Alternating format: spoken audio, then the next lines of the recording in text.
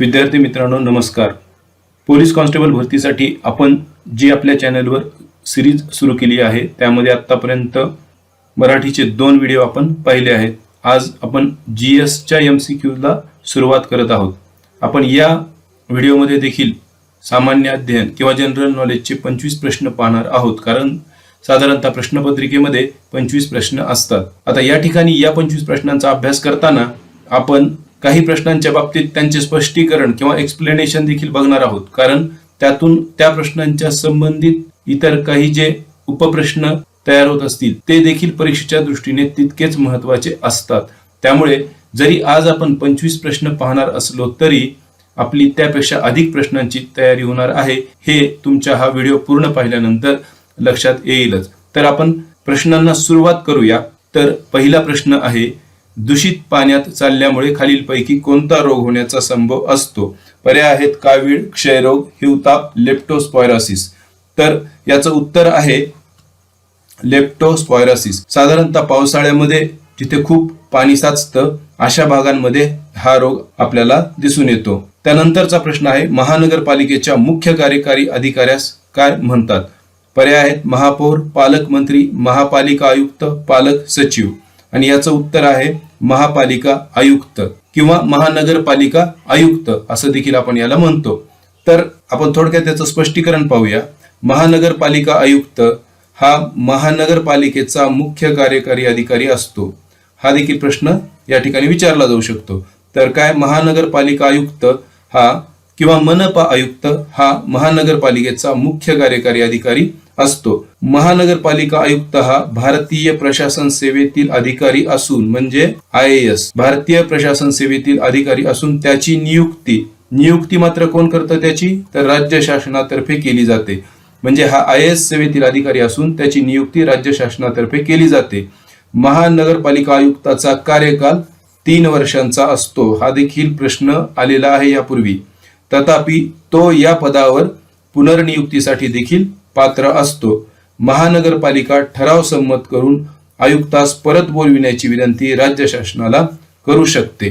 तर तुमच्या लक्षात आलं, महानगरपालिका आयुक्ताच्या बाबतीमध्ये तो महानगरपालिकेचा मुख्य कार्यकारी अधिकारी असतो, भारतीय प्रशासन सेवेतील अधिकारी असतो, त्याची नियुक्ती राज्य शासनामार्फत केली जाते, त्याचबरोबर त्याचा कार्यकाल 3 वर्षांचा असतो आणि महानगरपालिका ठराव संमत करून त्याला परत बोलवा अशी राज्य शासनाला विनंती करू शकते। यापैकी कोणत्याही बाबीवर परीक्षेत प्रश्न विचारला जाऊ शकतो। त्यानंतर पुढचा प्रश्न आहे, टोकियो ऑलिम्पिक 2020 स्पर्धेत भारताच्या नीरज चोप्रा याने डॅश डॅश या क्रीडा प्रकारात सुवर्ण पदक पटकाविले?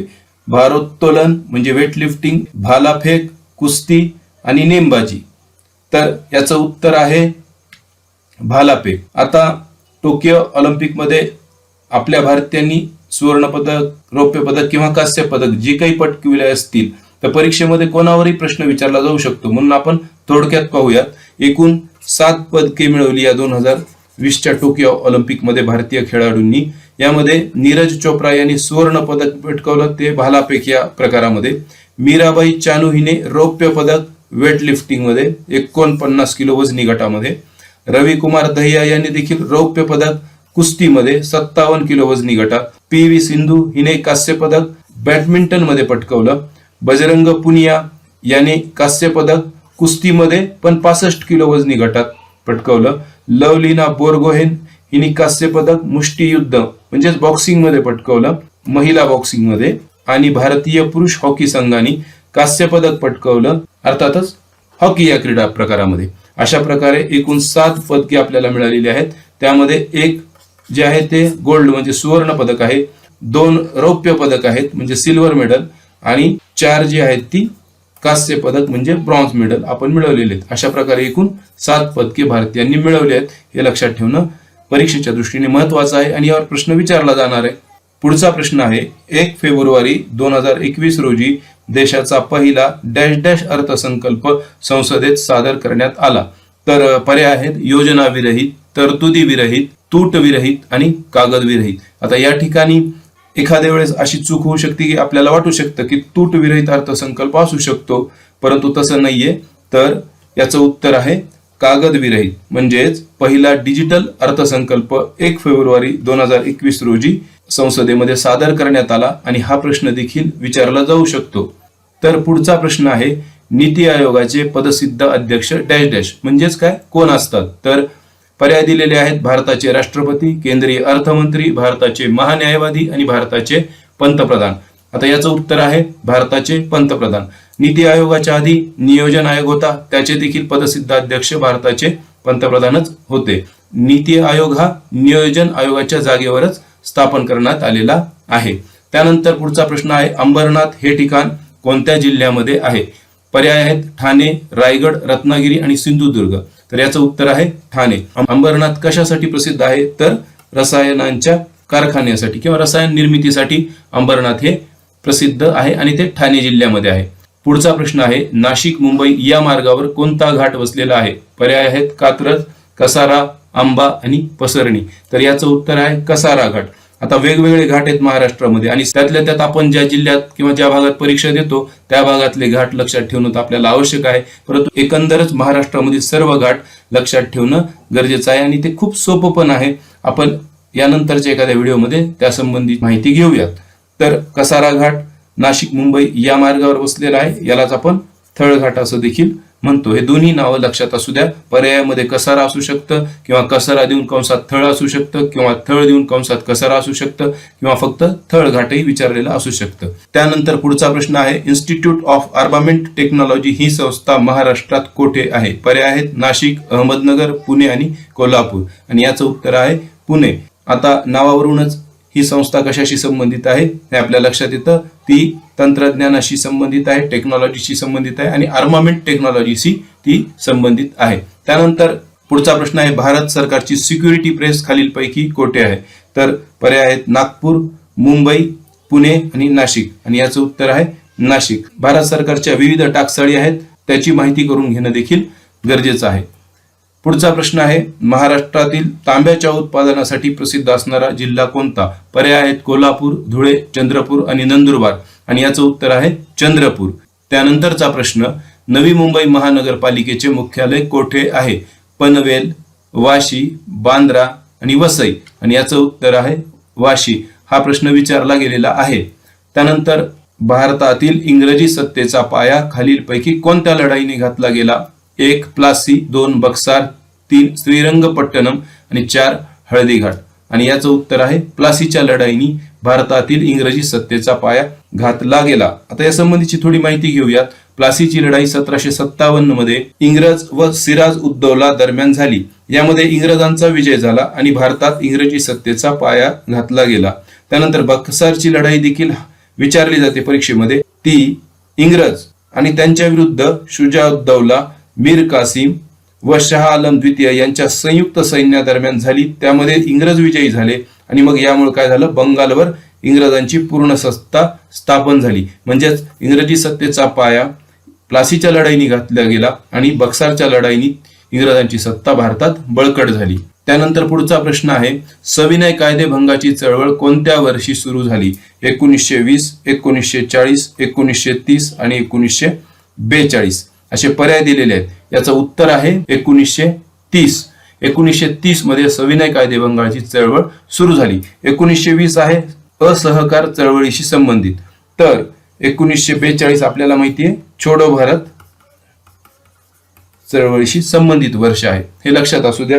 हा प्रश्न देखील परीक्षेच्या दृष्टीने महत्वाचा ठरतो.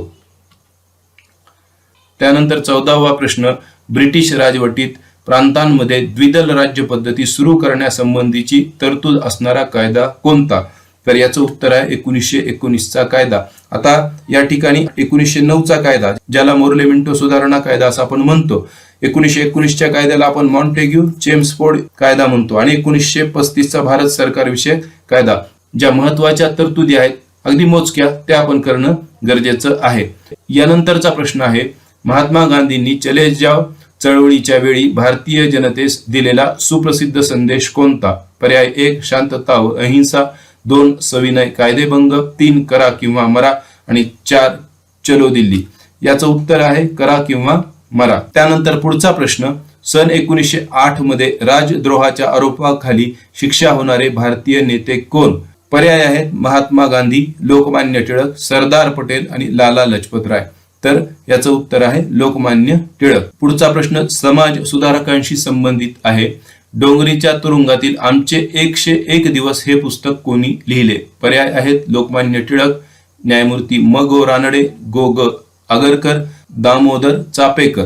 याचं उत्तर आहे गो ग आगरकर. हा प्रश्नही अनेक वेळा यापूर्वी परीक्षेत आलेला आहे आणि यापुढेही येऊ शकतो. त्यानंतर पुढचा प्रश्न देखील समाज सुधारकांशी संबंधित आहे. सन 1864 मध्ये पुणे येथे विधवा पुनर्विवाह घडवून आणणारे समाज सुधारक कोण? तर पर्याय आहेत महर्षी कर्वे, न्यायमूर्ती म गो रानडे, विष्णू शास्त्री पंडित आणि महात्मा फुले. आणि याचं उत्तर आहे महात्मा फुले.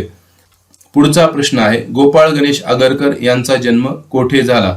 पर्याय आहेत पुणे, टेंभू, रत्नागिरी आणि रायगड. आणि याचं उत्तर आहे टेंभू. आणि टेंभू कोणत्या जिल्ह्यामध्ये आहे? सातारा जिल्ह्यामध्ये आहे. त्यानंतर पुढचा प्रश्न सन 1919 मध्ये स्त्रियांना क्रूरपणे वागविण्यास प्रतिबंध करणारा कायदा कोणी संमत केला? आणि पर्याय आहेत सयाजीराव गायकवाड, लॉर्ड चेम्सफर्ड, राजर्षी शाहू महाराज आणि यापैकी नाही. आणि याचं उत्तर आहे राजर्षी शाहू महाराज. कोणत्या संस्थानाशी संबंधित होते शाहू महाराज? तर कोल्हापूर संस्थानाशी संबंधित होते. त्यानंतर पुढचा प्रश्न आहे खालीलपैकी कोणास भारतीय चित्रपट सृष्टीचे जनक म्हणून ओळखले जाते? पर्याय आहेत दादासाहेब फाळके, अण्णासाहेब देऊळगावकर, देविका राणी आणि दिलीप कुमार. आणि याचं उत्तर आहे दादासाहेब फाळके. आणि त्यांनी खऱ्या अर्थाने पहिला भारतीय चित्रपट जो निर्माण केला त्याचं नाव काय आहे? राजा हरिश्चंद्र. त्यानंतर पुढचा प्रश्न गोबीचे वाळवंट खालीलपैकी कोणत्या प्रदेशात आहे? हा प्रश्न देखील विचारलेला आहे यापूर्वी आणि येतो नेहमी. याचे पर्याय आहेत 1 अरबस्तान, 2 मध्य आशिया, 3 दक्षिण अमेरिका आणि 4 उत्तर अमेरिका.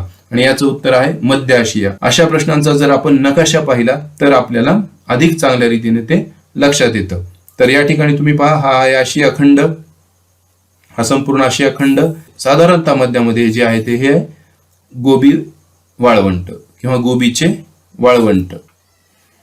पुढचा प्रश्न आहे सन 2021च्या मिस युनिव्हर्स स्पर्धेची विजेती कोण? नादिया फेरिया, लालेला स्मवाने, हरनाथ संधू आणि मारिया सोफिया.